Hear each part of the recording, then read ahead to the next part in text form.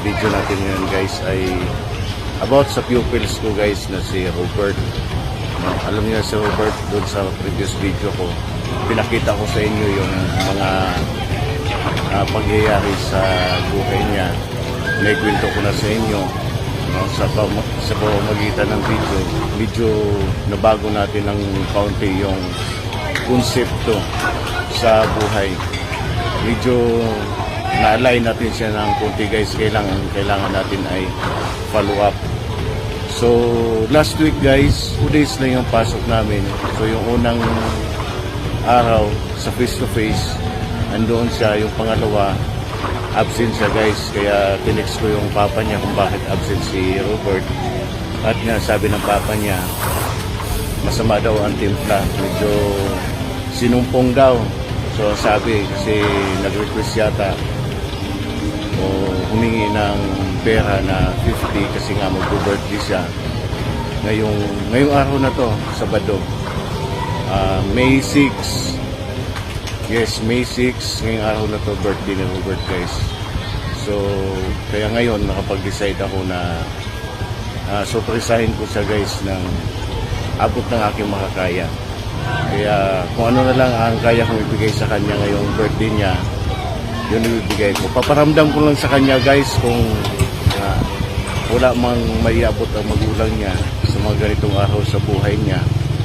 So kahit papaano, andito yung teacher advisor niya na handang umalalay sa kanya guys.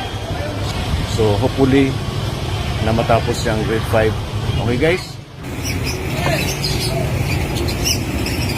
A few moments later. Asan? Magaling ko lang. Birthday ni Robert ngayon, di ba? Opo. Guys, nandito na tayo. Naramdaman man na ni Kuya mo yung birthday niya. Asan si Kuya? Kumusta ang birthday?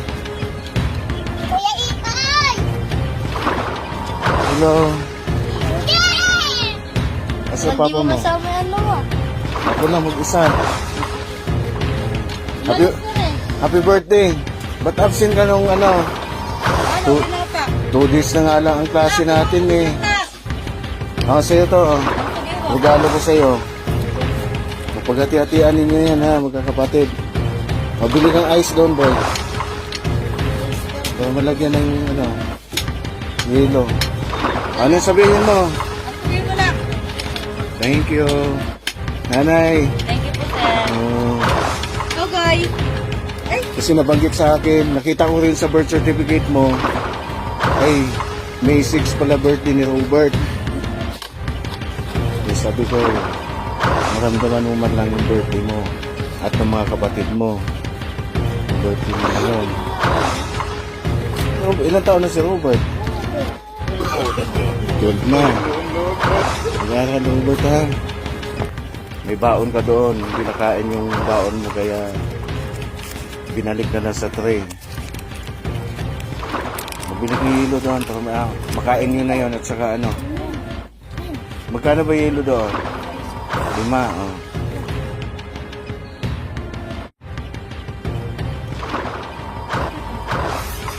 So, ang pag nagluluto kayo, ang gamit nyo lang ay kahoy.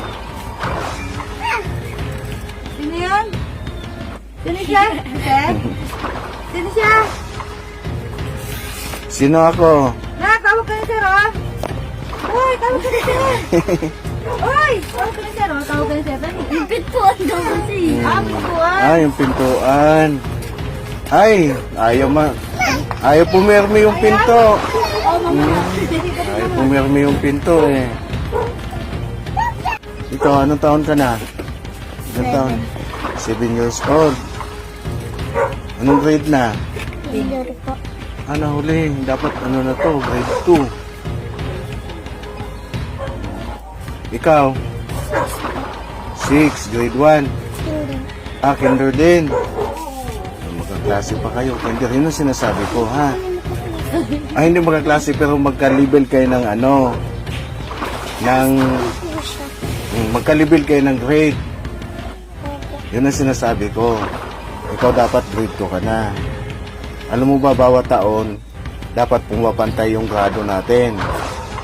Bawat taon pumapantay yung grado. Kaya dapat pag umangat yung taon ninyo, umaangat din yung grade level ninyo. Oh, Ganun dapat yun. grade 6 na ako. O, di ba? Ngayon, intindihan mo na. Dapat grade 6 ka na ngayon.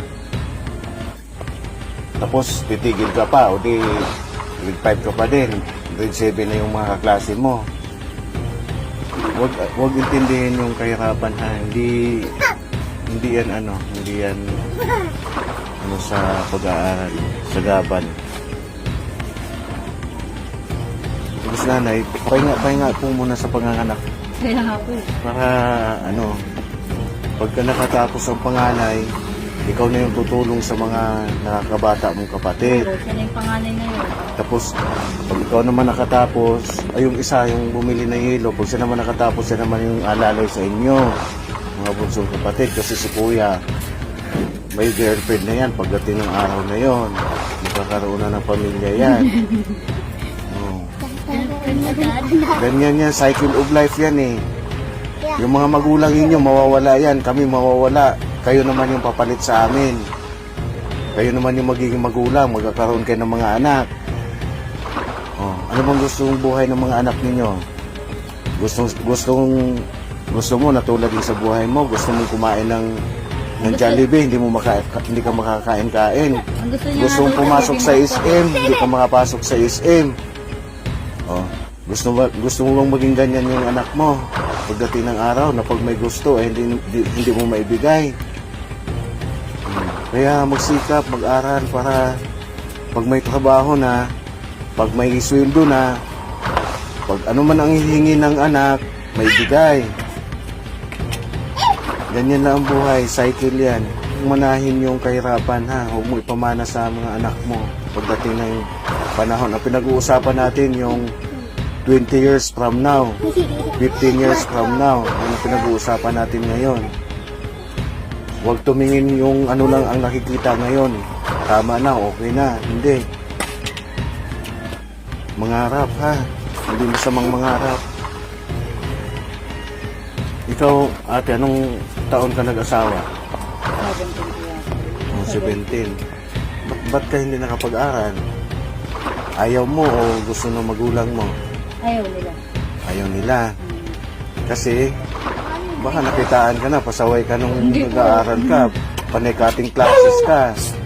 Bilang na bilang ko po yung kakatid mo, parang 5 beses lang yun eh. Oo. Oy!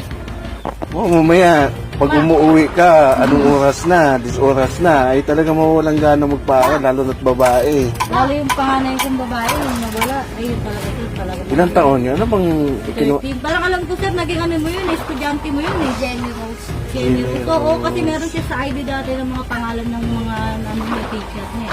Jenny Rose. Si Dilion. Dilion. Oo, si sir. Anong taon yun? Anong taon siya namatay? Ano ba yung kinamatay? Fendi. Ayan. Anong taon siya gumraduate ng grade 6? 21? Ah, oo nga. Ano? Kaya kung advisory ko yan, kilala ko yan. Kaya hindi ko kasi tapos pandemic pa. Oh, hindi ko nakikita na mukhaan yung mga bata nung panahon ng pandemic. Nung November 7. Appendix. Pumutok na raw yung ano niya, nung apo niya. Tapos nung nandito siya sa bahay, nakausap namin siya, dadala sa hospital. Ayaw niya pumayag.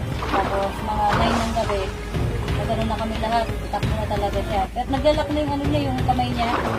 Kung nandiyan na sa hospital, ang tagal lagyan ng oxygen. Kalating oras. Kasi nga, ano pa yun? May COVID pa noon. Ayaw pa kasi agad. Tapos may tumutulo ng laway sa gilid ng kanya. Pero sabi ng doktor, lasang na raw. Tapos tinubuhan siya.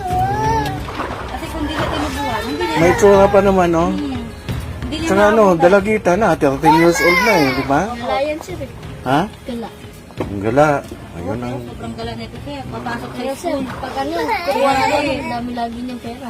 May dala siyang uniform. Pero Hindi siya napasok. hindi siya napasok. Naka-civilian na paglabas. Hmm. Itong magaling magtinda ng ano sir, mga gulay. Kaya magpera siya. Buwa siya ng gulay. Masipag, no? Sipag to eh. Ikaw naman, napabalitaan ko, nagpapalimos ka daw doon sa ano. Ano, sir? Sa 7-Eleven. Akala ko, tumatambay ka lang pag nadadaanan kita roon. Dati na yan. Ngayon, nagtatapon na lang ng basura. Nagtatapon ng basura. Oo, tama yun. Yung magkakapira ka na kahit papaano, sinuklian mo ng ano, may sinukli kang serbisyo. O sige na, open nyo na habang mainit pa.